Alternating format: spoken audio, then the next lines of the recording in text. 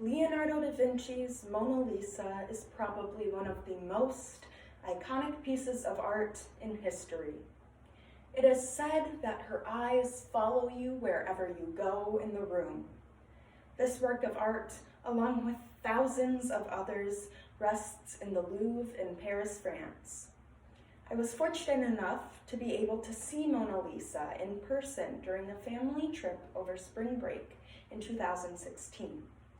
During this trip, my family visited many art museums, including the Pompidou, Musée d'Orsay, the Rodin Museum, and took a tour of the street art of Paris.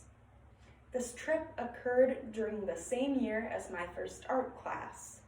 It was a painting class with Miss Reuter, a bubbly teacher loved by anyone who had a class by her. All these factors resulted in a spark for my newfound passion for art. Today, I see art as a therapeutic hobby that I can participate in, as well as a topic I can learn about with interest. I use art regularly. It calms me and allows me to focus on myself and forget about the day's problems. I use it while taking notes, by thinking about the colors that are going to work together and how large I want to make headers and titles. I use it at night after a long day of doing schoolwork by breaking out a pencil and paper and doodling my feelings, or focusing on an art piece by referencing a picture that I took at some point in the past. I thought about art last night while I searched my closet for a new outfit for today's speech. Colors and patterns and shapes have a way of bringing me peace that nothing else can compete with. I love that art has a history that allows me to augment my knowledge base. I have been so lucky to have a family that loves to travel. And since my trip to Paris, I have also been to Washington, D.C., Spain, and Los Angeles. These places have a rich culture and are littered with art museums that I have visited. Each museum tends to focus on a theme.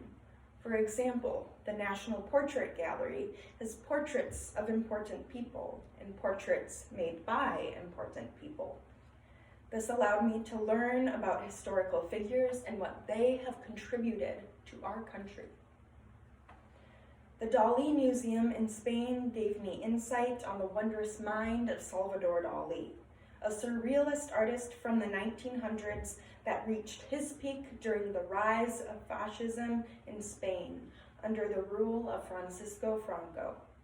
The Getty Museum in Los Angeles taught me about architecture and landscaping. My passion for art has increased my interest to look at and see art, which in turn allows me to learn.